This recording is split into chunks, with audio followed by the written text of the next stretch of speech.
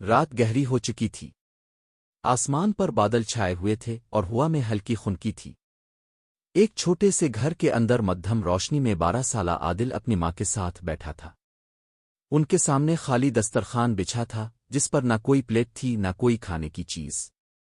امی رمضان کل سے شروع ہو رہا ہے نا؟ عادل نے آہستہ سے پوچھا۔ اس کی ماں شائستہ بیگم، جو ایک بیوہ عورت تھی، آنسو چھپاتے ہوئے بولی، ہاں بیٹا، انشاءاللہ۔ تو ہم کیا کھائیں گے؟ عادل کی معصوم آنکھوں میں سوال تھا، مگر شائستہ بیگم کے پاس اس سوال کا کوئی جواب نہیں تھا۔ ان کے پاس پچھلے 3 دنوں سے کچھ بھی نہیں بچا تھا۔ چولہے میں لکڑیاں تھیں مگر جلانے کے لیے کچھ نہیں تھا۔ عادل نے اپنی ماں کی حالت کو بھانپ لیا۔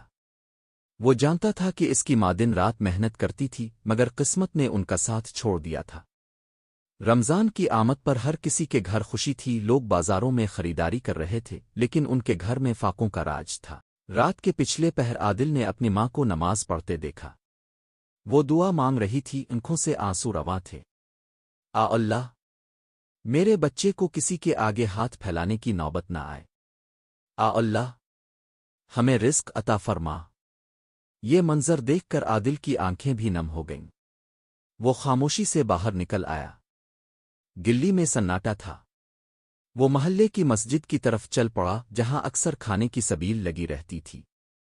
شاید کوئی مدد مل جائے۔ مسجد پہنچ کر اس نے ایک کونے میں بیٹھے ایک بزرگ کو دیکھا جو دسترخوان لگا رہے تھے۔ عادل نے ہمت کر کے ان سے پوچھا، بابا جی، کیا میں کچھ کھانے کے لیے لے سکتا ہوں؟ بزرگ نے شفقت سے اس کے سر پر ہاتھ رکھا اور کہا، بیٹا ضرور۔ رمضان مہمان ہے، اس کے آتے ہی برکتیں نازل ہوتی ہیں۔ انہوں نے عادل کو ایک تھیلا دیا جس میں کھجوریں، آٹا اور کچھ سالن تھا۔ رحمت کا دروازہ کھل گیا۔ عادل خوشی خوشی گھر پہنچا اور اپنی ماں کو وہ تھیلا دیا۔ شائستہ بیگم نے آنکھوں میں آنسو لیے دعا دی، بیٹا اللہ تیرا بھلا کرے، تو نے ماں کی عزت بچا لی۔ انہوں نے وہ کھانے کی چیزیں سنبھال کر رکھیں، اور جیسے ہی سحری کا وقت قریب آیا، دونوں ماں بیٹا سادگی سے کھانے بیٹھ گئے۔ امی، کیا اللہ ہمیشہ ہماری مدد کرے گا؟ عادل نے نوالا توڑتے ہوئے پوچھا۔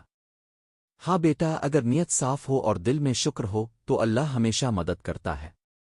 عادل کے چہرے پر سکون تھا۔ آج اس نے سیکھا تھا کہ اللہ کی رحمت کبھی بند نہیں ہوتی۔